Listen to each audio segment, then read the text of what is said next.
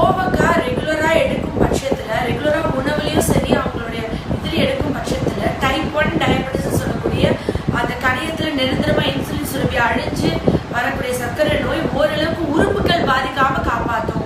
ரொம்ப முக்கியம். ஜென்ரலா நம்ம சர்க்கரை வியாதிக்கு நிறைய பேர் வீடியோ கேட்டுட்டு இருக்கீங்க. நிறைய வீடியோஸ், நிறைய நார்மல்